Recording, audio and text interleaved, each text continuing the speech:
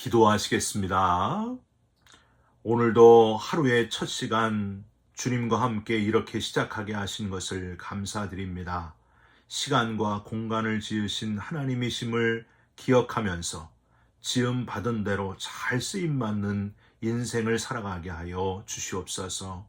세월을 아끼게 하시고 우리가 가는 곳마다 만나는 사람에게 기회 있는 대로 열심히 전하며 하나님의 영광을 드러내는 복된 하나님의 사람 되게 하여 주옵소서. 우리와 동행해 주시기를 간절히 소망하며 예수 그리스도의 이름으로 기도 올리옵나이다. 아멘. 오늘 함께 나누실 말씀은 느헤미야 2장 11절부터 20절까지의 말씀입니다. 내가 예루살렘에 이르러 머무른 지 사흘 만에 내 하나님께서 예루살렘을 위해 무엇을 할 것인지 내 마음에 주신 것을 내가 아무에게도 말하지 아니하고 밤에 일어나 몇몇 사람과 함께 나갈새 내가 탄 짐승 외에는 다른 짐승이 없더라. 그 밤에 골짜기 문으로 나가서 용정으로 분문에 이르는 동안에 보니 예루살렘 성벽이 다 무너졌고 성문은 불탔더라. 앞으로 나아가 샘문과 왕의 못에 이르러서는 탄 짐승이 지나갈 곳이 없는지라. 그 밤에 시내를 따라 올라가서 성벽을 살펴본 후에 돌아서 골짜기 문으로 돌아왔으나 방백들은 내가 어디 갔었으며 무엇을 하였는지 알지 못하였고 나도 그 일을 유다 사람들에게나 제사장들에게나 귀족들에게나 방백들에게나 그 외에 일하는 자들에게 알리지 아니하다가 후에 그들에게 이르기를 우리가 당한 곤경은 너희도 보고 있는 바라.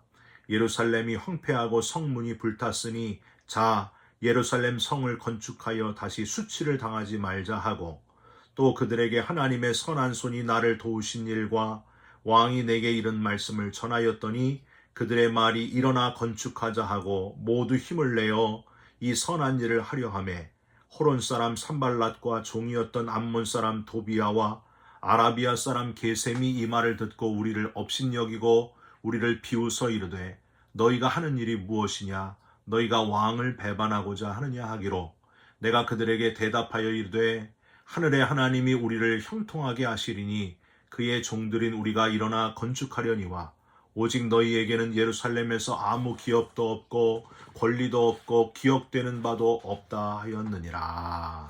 아멘. 오늘은 느헤미야 2장 11절부터 20절의 말씀으로 하늘의 하나님이 우리를 형통하게 하시리니 하늘의 하나님이 우리를 형통하게 하시리니 라는 제목의 말씀을 함께 나누고 기도하는 시간을 갖겠습니다. 경영학에서 리더십만큼 중요한 것이 없습니다. 그래서 10년 전부터인가요? 리더십에 대한 엄청난 연구들이 있어 왔고요. 지금도 계속해서 이 리더십을 연구하고 있습니다. 그런데 경영 리더십을 이야기할 때 리더십의 4가지 기능을 반드시 다루게 되어 있는데 그 4가지가 바로 이겁니다. 첫 번째는 요구하기. 부하 직원에게 이 일을 지시하고 실적을 올리라 요구하는 것으로 일의 진행 내용을 엄격하게 확인하고 추진하는 것을 뜻합니다. 두 번째는 알리기. 구체적으로 이 일을 진행을 하는 데 있어서 필요한 지식이나 정보, 기술 등을 부하 직원에게 정확하게 전달해서 개인 혹은 단체의 업무상 역할과 위치를 부여하는 행동을 뜻합니다. 세 번째는 공감하기. 좋은 인간관계를 집단 내에 만들어내고 유지하고 향상시키려는 행동들을 공감하기라고 합니다. 마지막으로 신뢰받기. 부하 직원이 리더의 실력을 인정하고 존경하고 호감을 가질 수 있도록 하는 것을 의미합니다. 이렇게 4가지예요.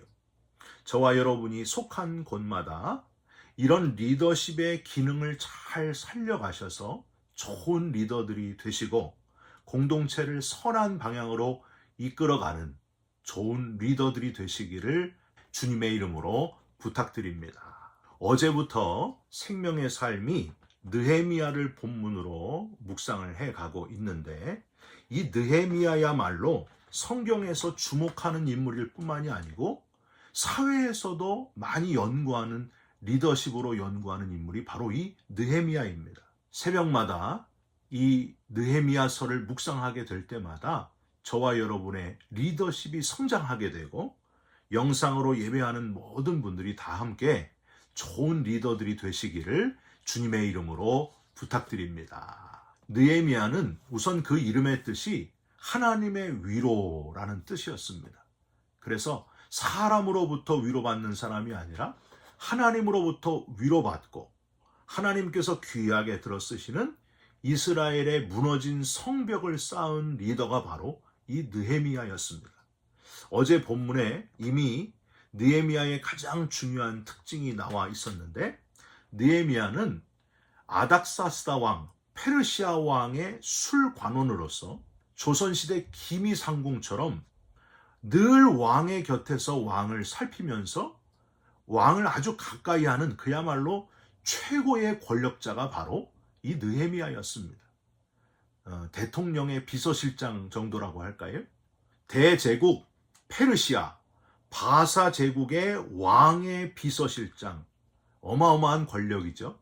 그런데 느헤미야의 마음은 그렇게 권력에 있지를 않았습니다. 자기의 입신양명에 있지도 않았습니다. 내 나라 이스라엘이 회파되고 폐허가 되었기에 느끼는 아픔, 거기에 늘 관심을 가지고 있던 중에 가까이에 있는 왕이 이 느헤미야의 아픔을 알아차립니다. 하나님의 은혜로 바사왕 아닥사스다 왕이 느헤미야를 신뢰했기 때문에 느헤미야를 걱정해주고 그의 소원을 물을 때에 느헤미야가 솔직하게 대답했더니 왕이 건축 재료를 제공해주고 심지어 군사까지 지원해줍니다. 그래서 돌아가서 내 나라 무너진 성벽을 건축하고 돌아오라, 이렇게 배려를 해줍니다. 스룹바벨과 에스라에 이어서 이스라엘의 3차 귀환을 하면서 백성들을 이끌고 가서 성벽을 지었던 사람이 바로 이 느헤미야입니다.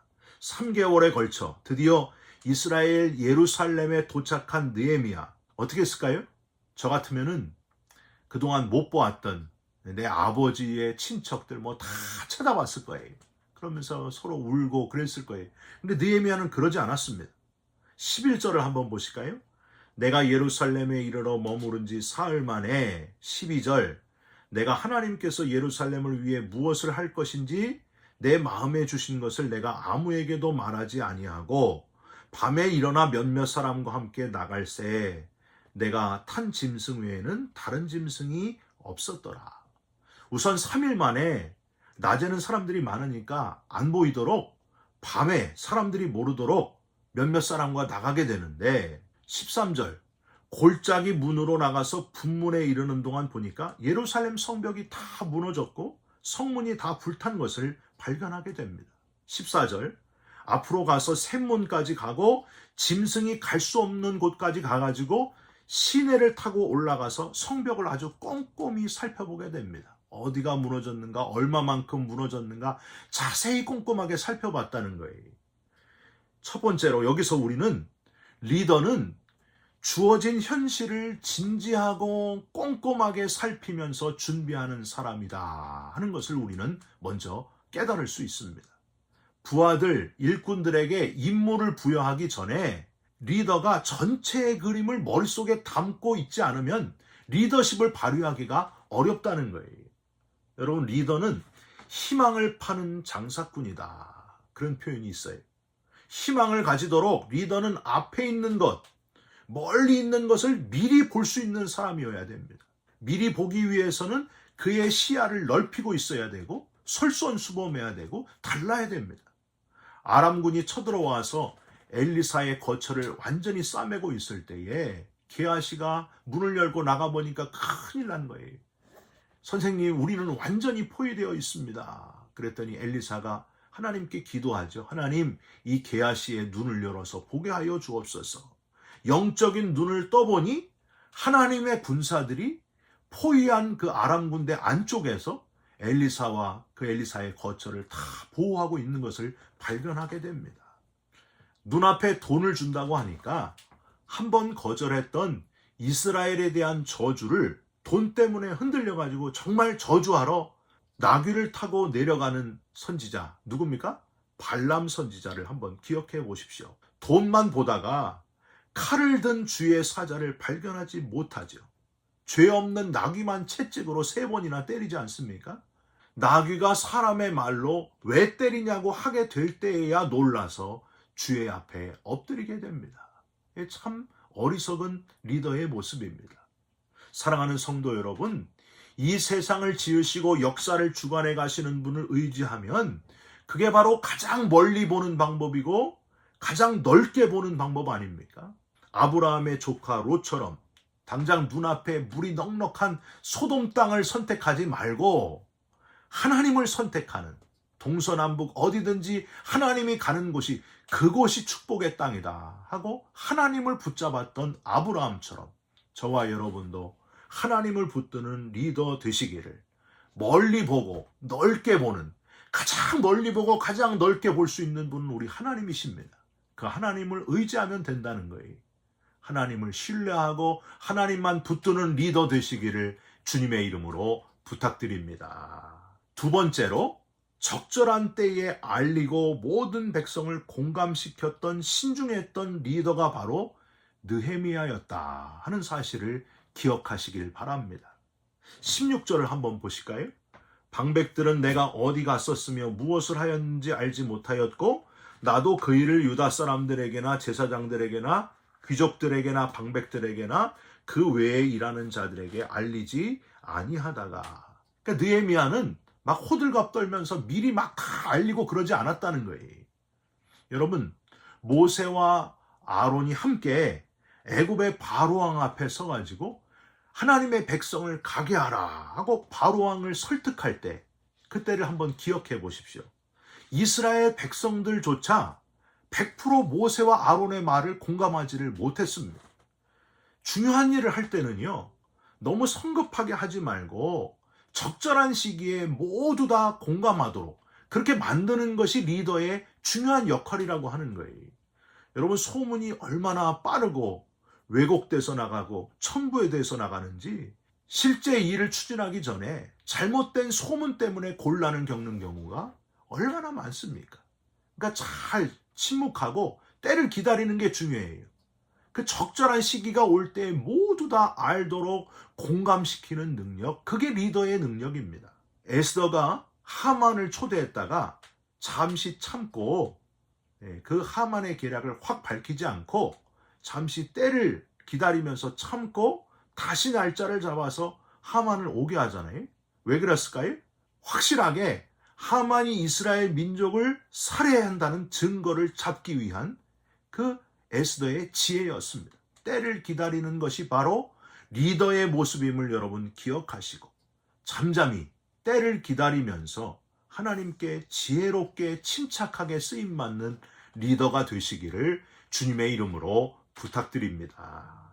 마지막으로 느헤미야가 리더 중에 참 리더였던 것은 철저하게 하나님 중심을 놓치지 않고 이 일을 추진했기 때문입니다. 17절에 온 백성들에게 사명감을 불러일으키는 느헤미야는 결정적인 순간에 이 모든 것이 하나님의 뜻이고 역사다 하면서 간증하고 축복하는 것을 보게 됩니다. 18절을 한번 보십시오. 또 그들에게 하나님의 선한 손이 나를 도우신 일과 왕이 내게 이른 말씀을 전하였더니, 즉 바사왕 아닥사스다가 하나님의 은혜로 내 얼굴에 근심을 보게 하시고 은혜를 베풀어 주신 일, 이것은 철저하게 사람이 한 게 아니고 하나님이 하신 일이다. 하나님은 아닥사스다 왕을 통해서 목재료, 모든 건축 재료를 보내시지 않았느냐, 군사들까지 동원케 하셨다. 20절에는 미래를 보면서 이 성벽을 짓는 일은 하나님이 원하시는 일이고 형통케 하여 주신다. 20절 보십시오. 내가 그들에게 대답하여 이르되 하늘의 하나님이 우리를 형통하게 하시리니. 다윗도 하나님이 형통의 근원임을 알고 있었기 때문에 전쟁을 할 때마다 항상 제일 먼저 하나님 앞에 전쟁의 여부를 묻고 기도하고 나서 전쟁을 시작했습니다. 마지막 솔로몬에게 유언할 때도 뭐라고 유언합니까? 이 율법책을 내 입에서 떠나지 말게 하며 항상 이 말씀에 기록된 대로 지켜 행하라. 그리하면 내가 어디로 가든지 형통할지라. 그렇게 유언하지 않습니까? 형통의 비밀을 알려주고 축복해 주었습니다. 느헤미야의 건축 사업에 물론 반대자들도 있었습니다. 여러분 19절 한번 보십시오. 산발랏, 도비야, 게셈이란 사람이 이 말을 듣고 비웃으면서 성벽을 건축한다고 하니까 조롱을 합니다. 그런데 느헤미야의 리더십이 빛을 발하게 되고 52일 만에 극적으로 이스라엘 성벽이 다시 세워지는 걸 보면은 하나님이 하시는 일은 우리 생각과 얼마나 다른지.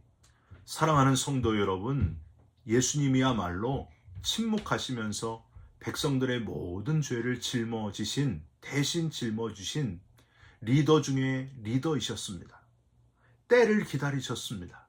함부로 말씀하지 않으셨습니다.